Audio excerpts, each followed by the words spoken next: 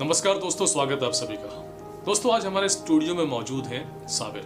साबिर की कहानी अपने आप में एक ज़बरदस्त मोटिवेशन है, खासकर उन युवाओं के लिए जो अपनी ज़िंदगी से हताश हो चुके हैं, निराश हो चुके हैं, हार मान चुके हैं। साबिर एक बहुत ही गरीब परिवार से ताल्लुक़ रखते थे। परिवार के सर पे कर्ज था, साबिर पे भी कर्ज था और अपनी पढ़ाई को पूरा करने के लिए जॉब करते थे, लेकिन ये जानते थे कि जॉब से सपने पूरे नहीं होने वाले। और तब एक दिन साबिर ने एक बहुत बड़ा फैसला लिया कि अब मुझे जॉब नहीं करनी है, अपना बिजनेस खड़ा करना है, अपने आप को एक ब्रांड बनाना है। लेकिन ये फैसला लेते ही साबिर की जिंदगी में संघर्ष का एक बहुत ही भयंकर दौर आया और इस संघर्ष भरे दौर को साबिर ने अपने हौसले, अपने जोश और जज्बे से जीत लिया। और आज साबिर युवाओं के लिए एक रोल मॉडल है, एक ब्रांड बन चुके हैं और अपने बिजनेस को स्टैब्लिश कर चुके हैं। लेकिन वो संघर्ष का दौर क्या था और कैसे उससे बाहर आए, ये अपने आप में बहुत बड़ी बात है। तो साबिर, उस संघर्ष के दौर में चलते हैं और क्या कैसे हुआ, आप जो हमें देख रहे हैं उनको बताएं ताकि उनका हौसला बढ़े। सर, मैं जब जॉब करता था, जॉब करते करते मैंने एक निर्णय लिया कि अपना बिजनेस खड़ा करना है।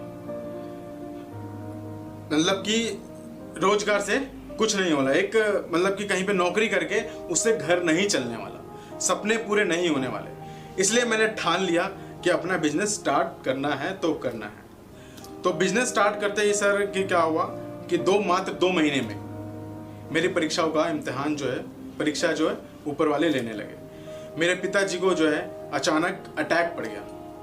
अटैक पड़ने के बाद सर मेरे पास कुछ पैसे भी नहीं थे, क्योंकि जो मेरे पास सेविंग्स थी, जो मैं पार्ट टाइम जॉब करता था, वो पैसे जो मैंने अपने बिजनेस में लगा दिए थे और मेरे पास कोई सेविंग नहीं थी। उस समय मैं घर में भी कुछ पैसे नहीं दे पा रहा था, क्योंकि मैं अपना बिजनेस स्टार्ट कर लिया था। बिल्कुल। तो सर अब था बड़ी मुश्किलें पिताजी के इलाज के लिए पैसे जुटाना।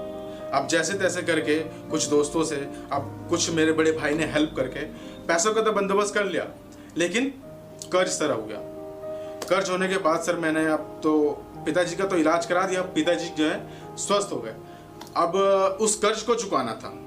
यहाँ कर्ज, मैं टोक रहा हूँ, यहाँ 3 बातें देखिए सोचने वाली हैं। एक तो कर्ज है, पिताजी का इलाज चल रहा है और दूसरा फैमिली के खर्चे, और उस पर इन तीनों को लेकर जो मानसिक तनाव होता है, आप समझ सकते हैं कि वो स्थिति कैसी होती होगी। सर इस समझाते कैसे थे दिल को? सर मैं इस तनाव को मैं इस तरह से मैं झेलता था ना कि मैं रात भर जो सोचता रहता था, मैं 3-3 बजे तक रात तक जो सोचते रहता था, मतलब सो ही नहीं पाता। देख सकते हैं कि साबिर की आंखें बहुत भावुक हो गई हैं और ठीक है, लेकिन होता है जब संघर्ष के बाद आप जीतते हैं तो कुछ ऐसा होता है। तो सर अब जैसे तैसे पिताजी का तो इलाज कर दिया, लेकिन कर्ज हो गया था। अब उस कर्ज को भी चुकाना था। तो अब धीरे धीरे बिजनेस को मैंने ध्यान दिया अच्छे से, क्योंकि अब मेरे को घर भी चलाना था, अपने सपने भी पूरे करने थे और कर्ज भी चुकाना था। मेरा एक सवाल यहाँ पर आता है कि कितनी बार ऐसा आया होगा कि यार बिजनेस को बंद करो तो जॉब ही करते हैं? सर बहुत बार। आप अंदाजा नहीं लगा सकते सर कि कितनी बार सोचा कि नहीं, अब छोड़ देता हूँ, बिजनेस जो है वो क्लोज कर देता हूँ। तो क्या चीज़ हौसला देती थी?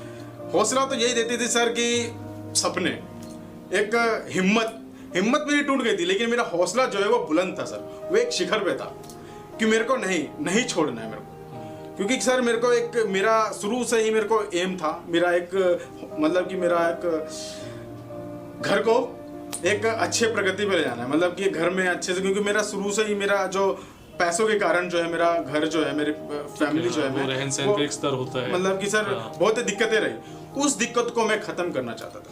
तो साबिर, आप हमें ये बताइए कि कल का लड़का साबिर 18-19 साल का जो था, आज साबिर को 21 साल की है, जो रोजगार ढूंढ रहा था उस वक्त, आज कितने लोगों को आप रोजगार देते हैं? सर मेरी कंपनी में जो है 5 से 7 लोग काम करते हैं, उनको मैं रोजगार अच्छे तरीके से दे रहा हूँ मैं उनको, और वो बेहद खुश है। मैं अपने एम्प्लॉयज़ को जो है ना, एम्प्लॉय नहीं मानता, अपने दोस्तों की तरह ट्रीट करता हूँ मैं। क्योंकि सर क्योंकि मैं भी एक रोजगार के लिए ढूंढने के लिए गया, रोजगार मैंने भी करा है, काम मैंने भी करा है।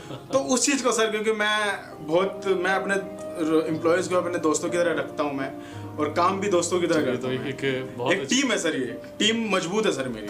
तो चलिए जब इतनी बात होगी तो आपकी कंपनी का मतलब नाम क्या है और आपकी कंपनी करती क्या, आपका बिजनेस क्या है? सर मेरी कंपनी का जो नाम है वो afin.com है। अच्छा सर afin.com जो है एक खुद की एक वेबसाइट भी है, उस पर प्लेटफॉर्म, उस वेबसाइट पे अपने प्रोडक्ट सेल करती है afin.com। और इस afin.com कंपनी की फ्लिपकार्ट, अमेजन, स्नैपडील, पेटीएम, इन बड़ी बड़ी कंपनियों के साथ फ्रेंचाइजी है।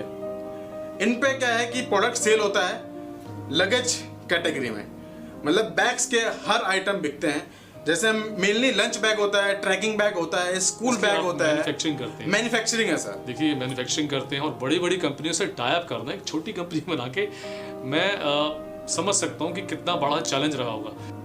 यहाँ मैं एक बात और कहना चाहता हूँ कि अभी जिस दौर से हम गुजर रहे हैं, कोरोना काल से, पिछले 4 महीनों में लोगों की नौकरियां गई हैं, बिजनेस गया है, काम धंधे ठप हुए हैं। उस दौर को साबिर ने बहुत अच्छे से संभाला और उस दौर को इन्होंने कमाने का जरिया बना के दिखाया कि हाँ, इस दौर में भी कमाया जा सकता है। क्या किया था आपने? सर जैसे कि मार्च में 22 तारीख से अचानक लॉकडाउन, सर कोई सोच भी नहीं सकता था कि हमारे देश में लॉकडाउन हो जाएगा, वो भी पूर्ण लॉकडाउन के हम घर से निकल नहीं सकते। तो सर अब उसके बाद तो है कि जो हमारा काम होता था online, Amazon, Flipkart, Snapdeal, Paytm के साथ, वो बिल्कुल पूरी तरह से बंद हो गया।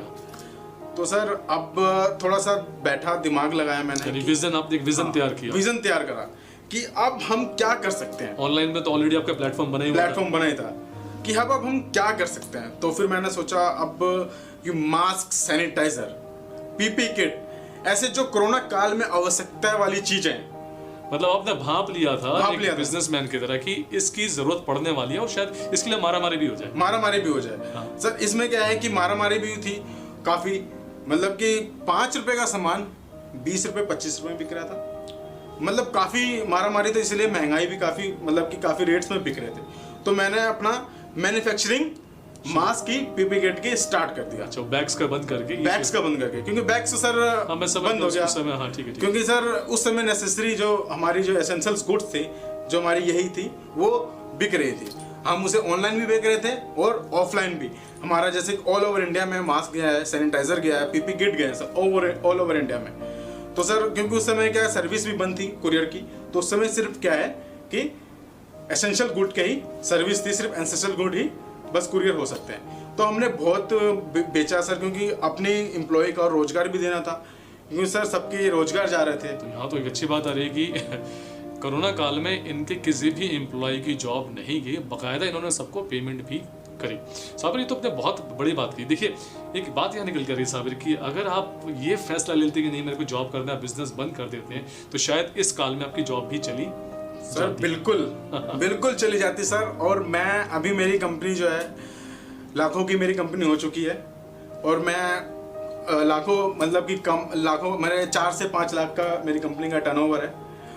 और मैं तो मतलब यानी कि महज हजारों रुपए से सर, मात्र मैंने सिर्फ 10,000 से, देखिए मात्र मैंने 10,000 से मैन्युफैक्चरिंग बिठाई, एक मशीन लाके मैन्युफैक्चरिंग सेटअप बिठाया, और एक उसका कारीगर जो सिलने वाले होता है बैग, वो बिठाया मैंने। एक कारीगर, 10,000 रुपए, विजन इतना बड़ा, और जल्दी ही कुछ ही महीनों में इनका टर्नओवर 5 से 6 लाख महीने का हो गया। कि उस गरीबी वाले प्लेटफॉर्म से निकले हुए एक बच्चे के लिए, एक युवा के लिए, तो ये बहुत बड़ी बात है सर। और मैं यहाँ तक के इस मुकाम पे आ गया हूँ कि मैं पीछे जब मुड़ता हूँ, जब पीछे देखता हूँ मैं, तो सर अंदर से जो है बहुत मैं भावुक हो जाता हूँ, मैं मोटिवेटेड हो जाता हूँ मैं कि मेरा क्या, मतलब कि पिछला काल क्या था। मैंने पर्सनली साबिर का दौर देखा हुआ है, यही वजह थी कि साबिर को आज स्टूडियो में बुला के मैंने कहा ये कहानी अपने में बहुत मोटिवेशन देती है। यस सर, क्योंकि देखो मैं आपको बता दूं कि मैं एक युवाओं के लिए बात भी 2 लाइन में कहना चाहूंगा। हाँ, तो चलते चलते हम ये 2 लाइन सुन लेते हैं। 2 लाइन में कहना चाहूंगा कि वक्त रहते जो मेहनत कर लो, वक्त रहते मेहनत कर लो, वरना बाद में अपनी किस्मत को दोष मत देना। वक्त रहते मेहनत कर लो, वरना बाद में अपनी किस्मत को दोष मत देना। क्या बात है सर, यही। और मेरी मेरा एक विजन भी रहा है कि एक 2 लाइन में और अपनी विजन बताता हूँ मैं कि मेहनत जो है इतनी खामोशी से करो, मेहनत जो है इतनी खामोशी से करो कि सफलता जो है शोर मचा दे। तो ये मेरा मोटिव रहा है। ये मैंने ये लाइन जो है मैंने अपने जीवन में डाला है कि इस लाइन पे ही मैं कार्य करता हूँ मैं। और जब मैंने अपना बिजनेस स्टार्ट करा था, मैंने अपने फैमिली को, अपने दोस्तों को, किसी को नहीं बताया था मैंने। जब मेरा बिजनेस जब ग्रो हो गया था, जब अपने आप ही पता चलने लगा। आपको मैंने जब शायरी 2 लाइन बोली मैंने, तो उसमें वही इसका मतलब हुआ कि अपने आप ही पता चलने लगा। मैं किसी को बताने नहीं गया कि हाँ मैंने बिजनेस स्टार्ट करा है। तो यही चीज़ हुआ है सर मेरे साथ। तो मैं भी काफ़ी मोटिवेटेड हो गया, और चलते चलते 2 लाइन मैं भी कहना चाहता हूँ कि अपने ख्वाबों को अपने दिलो दिमाग से कभी छूटने मत देना। कुछ भी टूट जाए मगर अपना हौसला टूटने मत देना। तो मिलेंगे आपसे अगले एपिसोड में एक और मोटिवेशनल कहानी के साथ। बहुत बहुत शुक्रिया। शुक्रिया आपका।